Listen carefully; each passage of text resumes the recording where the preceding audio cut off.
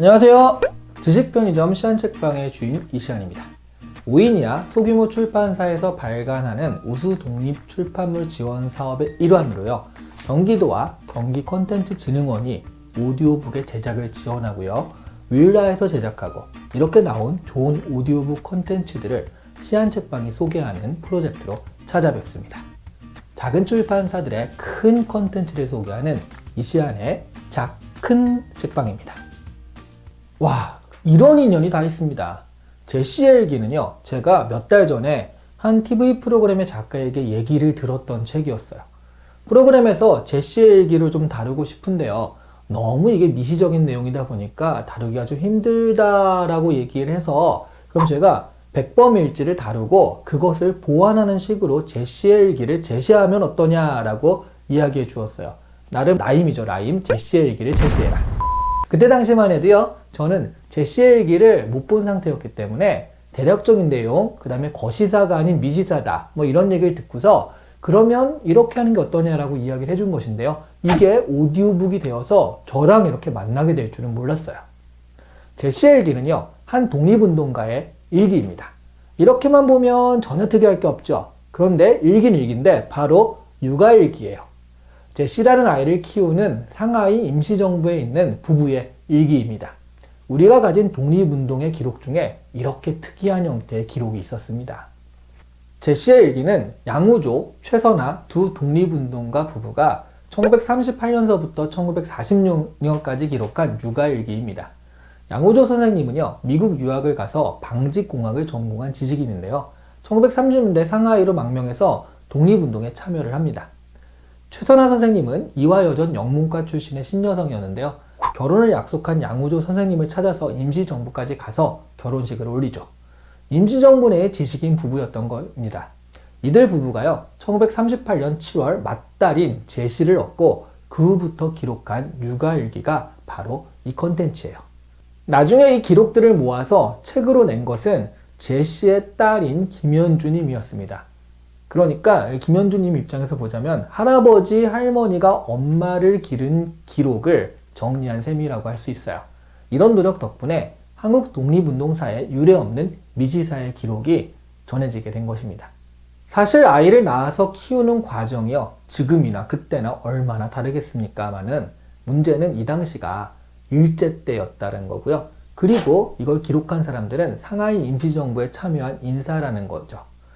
일본군의 눈길을 피해 도망 다녀야 하는 상황이라는 거예요. 임시정부 역시요, 중국의 도움을 받아가며 거처를 계속 옮겨가면서 싸우는 상황이었거든요.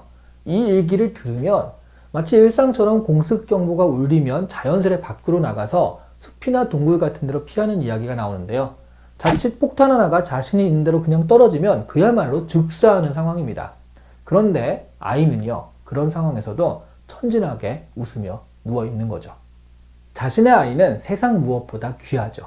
이런 귀한 아이에게 좋은 것만 보여주고 싶고요, 맛난 것만 먹게 하고 싶은데 이런 전쟁통에 줄 수 있는 것은 거의 없죠.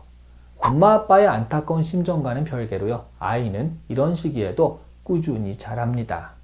이런 상황들이요, 어떻게 보면 편안하게 살면서도 투정 많은 지금의 우리에게 조금은 부끄러움을 주기도 합니다.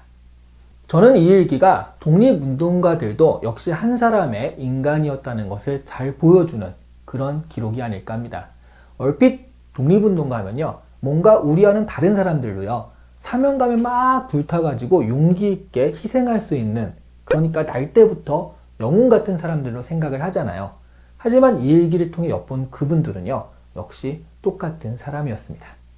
거시사에서 드러나지 않는 인간적인 면모들을 이 일기를 통해서 접할 수가 있었어요. 진정한 용기는요, 두려움을 느끼지 않는 것이 아니라 두려운데도 행하는 것이라고 하죠. 그러니까 독립운동가들은요, 나면서부터 영웅이 아닌 살면서 영웅이 되신 분들입니다.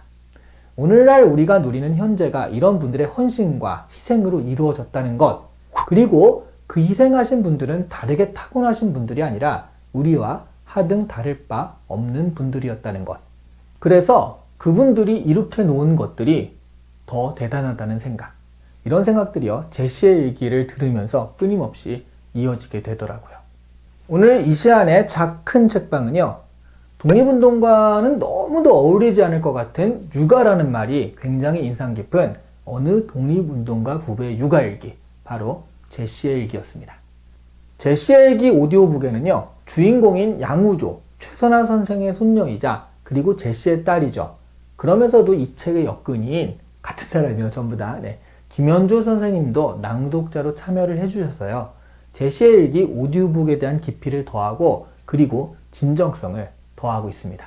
그동안 경기도와 경기콘텐츠진흥원이 지원하고요, 윌라가 제작하고 그리고 저 시안책방에 알려왔던 독립출판물 오디오북 지원 시리즈는 이번 편이 마지막입니다. 이번 프로젝트에 참여하면서 저도 많은 생각이 들었는데요. 좋은 책들을 만들기 위해서는 이 작은 출판사들의 다양성이 필수적이라고 생각을 해요. 하지만 가뜩이나 책을 잘 읽지 않는 시대에 작은 출판사들은 점점 생존이 위태로워지고 있습니다.